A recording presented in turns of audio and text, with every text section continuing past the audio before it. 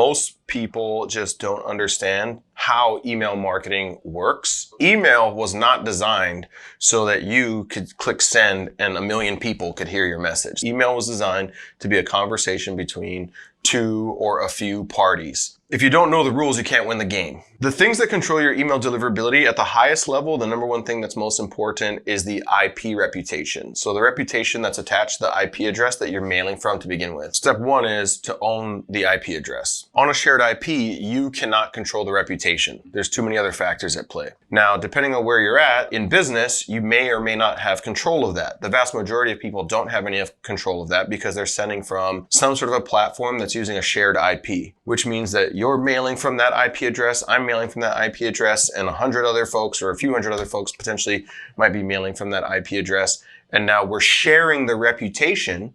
So if there's people on the platform or on that IP abusing their list or not delivering well, it's hurting all of us. The next thing that's going to control your deliverability after that, beyond the IP, is your domain reputation. When you send an email from your name at yourdomain.com has a reputation that's attached to it. And these email service providers will assign a reputation to it over time based on your open and engagement rates in your emails. The one like cardinal sin that I see a lot of like early stage entrepreneurs make is that they use their same domain that they email with internally and with vendors. They use that same domain to mail their list. If you do that, then eventually you're not going to even be able to inbox when you're sending an email to your mom as an example, because the domain has a reputation attached to it. After that, you get into the basics. It's content and it's links. Content is what do your emails say? Like if you're using a term like Viagra or sexual activity or whatever, you're not going to inbox, right? We consider inboxing the primary tab on Gmail. How do you know what the words are that you're not allowed to use? I mean, obviously there are some that seem pretty clear, but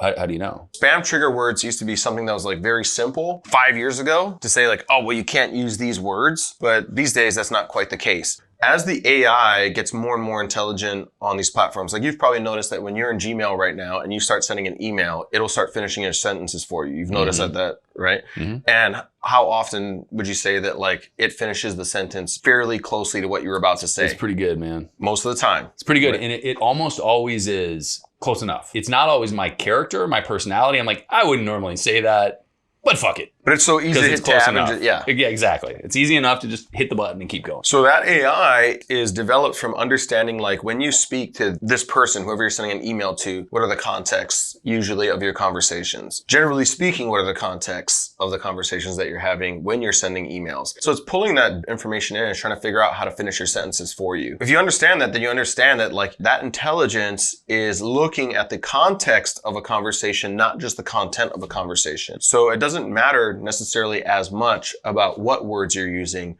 but in what context are you using the words. They're looking at content and links versus if you have a very high IP reputation and a high domain reputation and you have a high open rate and engagement rate with your list, you can almost get away with just about anything else. Don't take that too far, but you can get away with a lot more stuff in terms of content and the links that you have in your emails. Further up that you're optimized, the more you can get away with down below.